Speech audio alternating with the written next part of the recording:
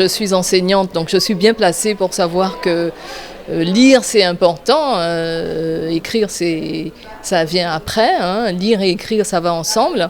Et j'écris essentiellement pour la jeunesse. J'ai écrit 3 albums de jeunesse axés sur l'environnement. Et un roman pour adolescents d'ailleurs, c'est Le Négropolitain pour lequel j'ai été primée en décembre 2021. Et donc je mets l'accent dans ce roman sur les discriminations, qui est quand même quelque chose d'important. C'est une thématique fondamentale, notamment dans la société d'une façon générale, hein, et particulièrement dans l'école, au collège. Le Négropolitain, effectivement, il a été choisi parce que ça interpelle.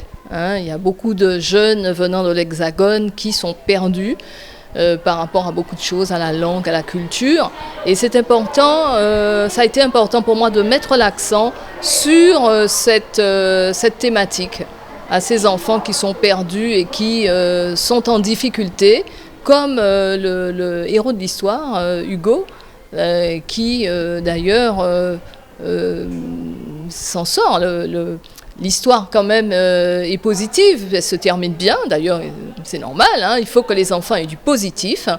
Et la grand-mère de Hugo joue un rôle très important dans l'histoire. Et on voit l'importance de la grand-mère, des grands-parents dans la société antillaise. Alors effectivement, dans les albums de jeunesse que j'ai écrits, je mets l'accent sur l'environnement, la préservation de l'environnement.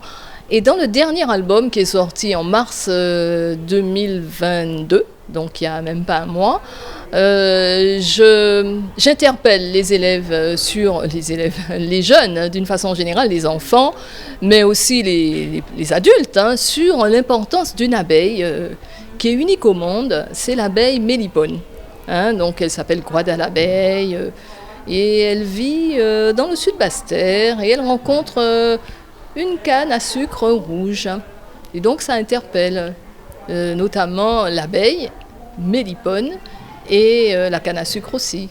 Que les élèves aussi découvrent que la canne à sucre, il y a une diversité de canne à sucre. Et donc dans cette histoire, il y a une amitié entre les deux, il y a une petite querelle, ils se demandent qui produit le meilleur, c'est le sucre ou c'est l'abeille ou c'est la canne? Qu'est-ce qui est meilleur, le sucre ou le miel? Donc de là, les enfants peuvent découvrir leur environnement. J'ai été récompensée pour Le Négropolitain, le roman pour adolescents. Et ça a été une surprise extraordinaire. Hein. C'est mon premier prix, même si j'avais été primée déjà, hein, pour une nouvelle, hein, pour adultes, hein, en 2017 par ATD Carmonde. C'est différent là. Ça c'était pour un livre pour les adolescents. Et quand j'ai reçu ce prix, j'étais un peu très émue, sous le choc. En plus, je n'étais pas à Paris, donc c'est mon neveu, hein, qui a reçu le prix, qui est allé prendre la récompense pour moi. Mais j'ai eu des échos, les membres du jury qui m'ont félicité, et je tiens à remercier justement, je profite pour remercier les membres du jury, hein, c'est le prix Aptom, la plume antillaise et d'ailleurs. J'ai pas pu les rencontrer de vive voix, donc par votre intermédiaire, je les remercie. Et je remercie aussi mon éditeur, hein, qui me fait confiance pour chaque livre. Actuellement, nous connaissons le manque d'intérêt que portent les enfants vers le livre. Vu les réseaux sociaux, les écrans qui les accaparent, il est très difficile de faire un enfant aimer le livre. Donc la médiathèque de Vieux Habitants a depuis quelque temps mis en place ce qu'on appelle le défi lecture. Ce sont des livres que les enfants choisissent, mais des auteurs d'ici, de chez nous. Souvent dans la tête des enfants, un auteur, c'était quelqu'un qui était déjà mort.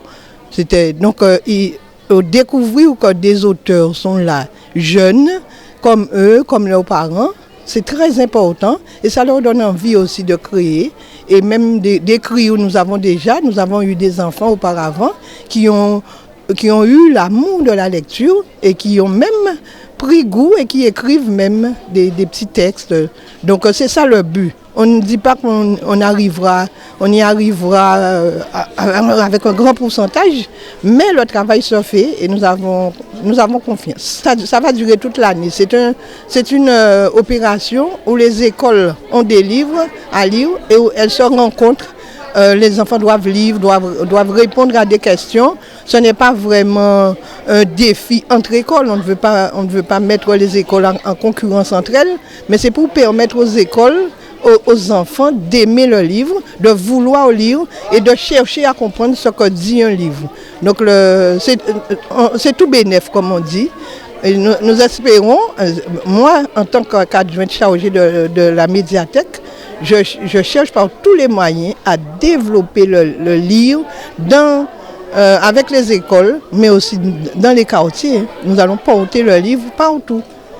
D'ailleurs, j'en profite pour inviter toute la population à une opération lecture qui se fera à la médiathèque le vendredi 22. C'est la nuit de la lecture. Quand on dit la nuit, ça sera de 18h à 22h, mais où les gens pourront lire, pourront dire des textes. Et même nous avons innové, nous avons déposé des textes dans les restaurants de vieux habitants. Quand les clients arrivent, ils sont priés de lire quelque chose avant d'aller manger. Donc c'est innovant, on va voir ce que ça va donner.